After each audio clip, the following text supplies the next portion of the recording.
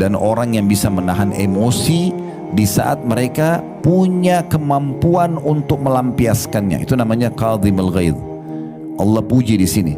Jadi ciri yang kedua dari orang yang bertakwa ahli surga adalah orang yang bisa menahan emosinya dalam kondisi dia benar dan punya power untuk membalas. Ini namanya qadhimul ghaidh. Allah puji itu. Justru dia tidak lampiaskan, justru dia dahulukan maaf. Kalau pernah dengar ada satu tokoh sahabat masuk Islam justru karena sifat Nabi ini. Itu namanya Thumamah bin Gusal radhiyallahu anhu. Ini kepala suku Hanif. Suku Hanifah ini suku yang sangat besar di dekat Mekah sini. Mereka dulu yang mensuplai makanan, pangan untuk penduduk Mekah di masa itu.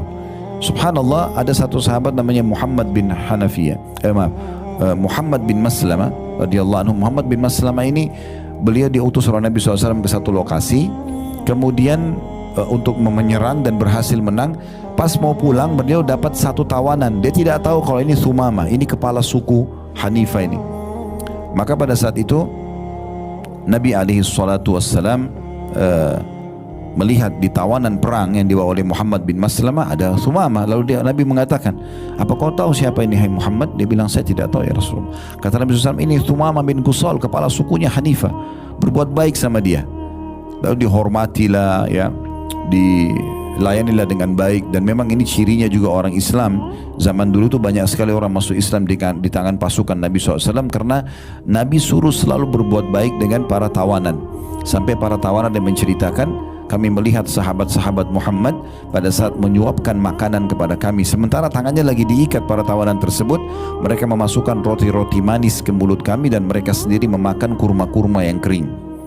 Jadi mendahulukan tawanan. Gara-gara itu mereka banyak masuk Islam. Tapi waktu Thumamah ini lagi diikat di dalam masjid sebagai tawanan, maka Nabi SAW sengaja dengarkan ayat-ayat Al-Quran. Setiap habis sholat Nabi datang kepada dia, bagaimana pendapat Thumamah dengan Islam, ditawarkan Islam. Dia bilang, saya tidak butuh, dan kalau kau memaafkan hai Muhammad, engkau telah memaafkan orang yang tahu berterima kasih. Maksudnya kalau kau lepas aku dari tawanan ini, dan kalau seandainya engkau membunuh, maka engkau telah membunuh orang yang di belakangnya banyak pedang, banyak pasukan, karena memang jumlah pasukannya sangat besar. Maka Nabi SAW pun meninggalkan. Di masa itu, kalau sudah ada tawanan perang, maka ini 90% nyawanya melayang. Kecuali dalam satu keadaan keluarganya atau sukunya siap menebus dengan sangat mahal. Nah itu baru bisa, itu 10%-nya. 90% apalagi kalau kepala suku begini, biasanya kalau dibunuh berarti sukunya semua sudah takluk ya, seperti itu. Karena seperti ibarat